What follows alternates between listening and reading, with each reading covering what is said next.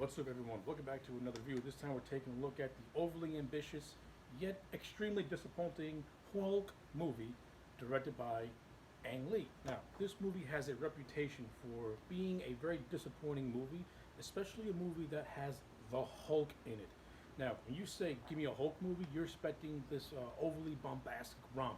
Instead, with this movie, you get a very just dreary, somber character study of a drama. Now, can that work with the Incredible Hulk?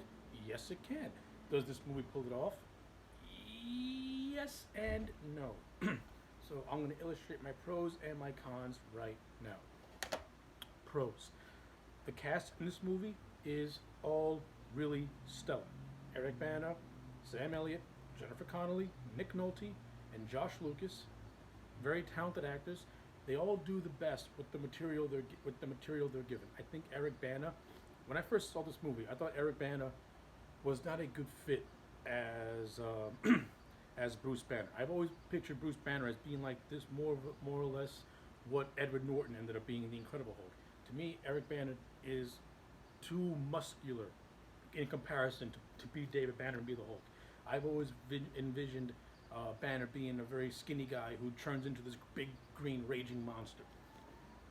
But after watching this movie now with a more adult vision, Eric Bana, he is not a bad fit for this role.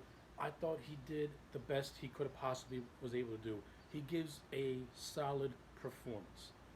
Sam Elliott as Thunderbolt Ross. He's a splitting image of the character right off the page, and it's Sam Elliott. Sam Elliott is a fantastic actor regardless. Jennifer Connelly as Betty Ross. She doesn't do half bad herself. I thought she was fine in the role too. Josh Lucas, talented actor, though his character really doesn't mean anything in this movie. It's kind of just shoved in as a third antagonist.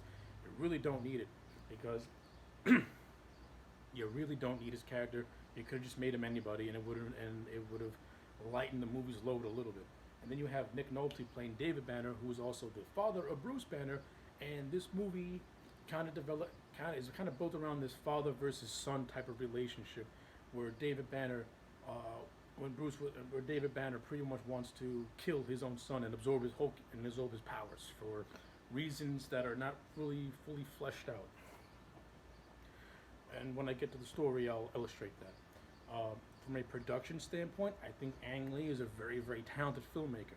This is a very ambitious looking movie. It's beautifully shot. Don't get me wrong. It's beautifully shot. It's really, the cinematography in this movie is really well done. It's very art housey in the way it's shot. And I think Ang Lee bringing that art house style to something like this,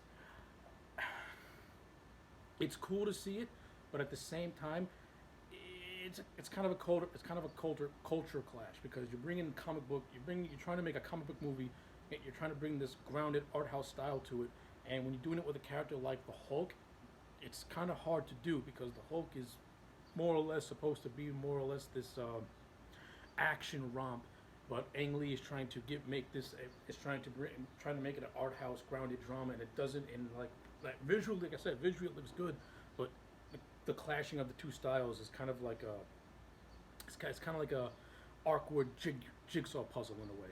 I mean, I give Ang Lee credit; he's doing his best, but it's just not working. Some of the action sequences in this movie, they're all really well done. I think whenever Bruce Banner is in Hulk mode, it's fun.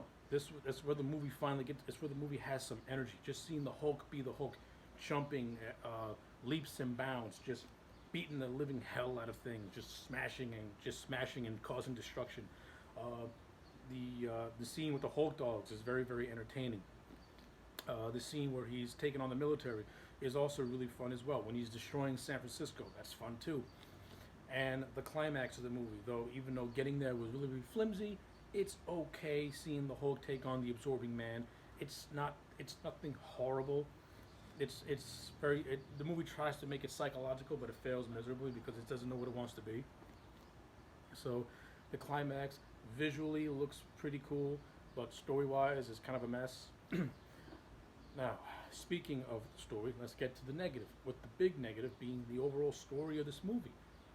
This movie tries to be a character study of Bruce Banner, having to confront repressed childhood memories, having to confront his father, who who, for reasons not fully fleshed out, wanted to kill his son as a child because David Banner thought that there was something evil within his son. But this movie doesn't fully explain what that evil was or what made David so scared. And this movie really fails to illustrate a proper rivalry between the father and the son. And David Banner just comes across as just a loony with a flimsy motivation to try and be power hungry. While all the while you have Thunderbolt Ross trying to capture Bruce Banner because of the Hulk is causing chaos and destruction. And then you have this other character played by Josh Lucas who wants to take the Hulk DNA and creates a super soldier serum with it. So you have way too many plot threads running through this movie, and it kind of makes it really hard and difficult to keep up with everything.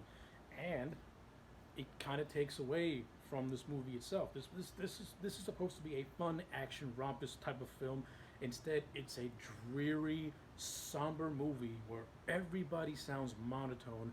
This movie has no sense of humor whatsoever.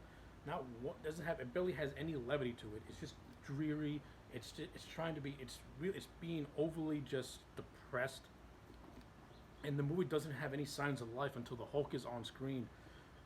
But even so, and when the Hulk is on screen, that's what this movie tries to get some life.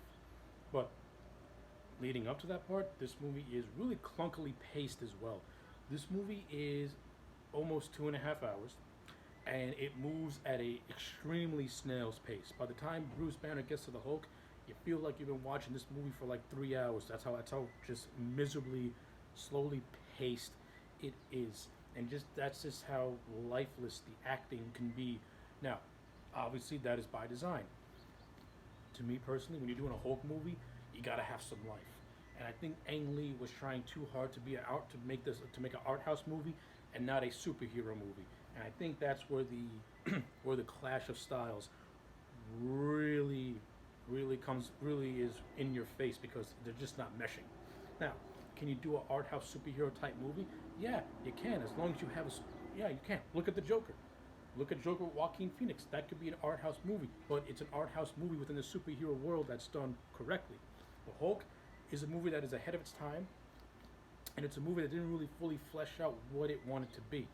The ideas that it presents are very interesting and could work for a Hulk movie if you have the right story to stitch it all together. This movie didn't. It's a very flimsy story with flimsy motivations. And to me, an overall talented cast is kind of sort of wasted in a story that is just doesn't know what it wants to be, doesn't know what it fully wants to be. And that's my biggest complaint with the Hulk movie, is that from a story perspective, it's really flimsy. It has a lot of good elements to it, solid cast, well-directed action sequences, an overall stellar production that really does make a good use of both practical and special effects. The Hulk itself, he looks really, really cool. He looks massive, very King Kong-like. And when the Hulk is in Hulk mode, that's where the movie has the energy. But when the Hulk is not on screen, the movie just goes at a snail's pace, and the drama that it's trying to convey is not fully fleshed out, for me at least. If you want a movie that has a perfect balance, watch the Norton Hulk movie. To me, that's a better balanced Hulk movie. It balances the drama, its action, and its humor all in a really fun way. This movie tries to do that, but it doesn't. But it's trying way too hard in other aspects to be something else that it's clearly not. But do I recommend this movie? Yeah, I do, because it's not a bad movie. You get past all the flimsy story stuff. This movie does have some good things in it, and it is watchable. It's a very understated superhero movie. It's nothing bad. It's nothing offensive. It's a movie that has good ideas, but overall very sloppy execution. But it's admirable in what it's trying to present. It's trying to tell a real story within a superhero world, and it doesn't really understand how to balance those two concepts out. Of course, once The Dark Knight came out and once Iron Man came out, different story altogether. So, anyway, those are my thoughts on Ang Lee's Hulk. I'm going to give it an overall 6.5. I do recommend it. It's not a bad movie. It's a solidly made movie. Anyway, those are my thoughts. Let me know yours in the comment sections down below. Like the video and subscribe, and I'll check you back next time for more.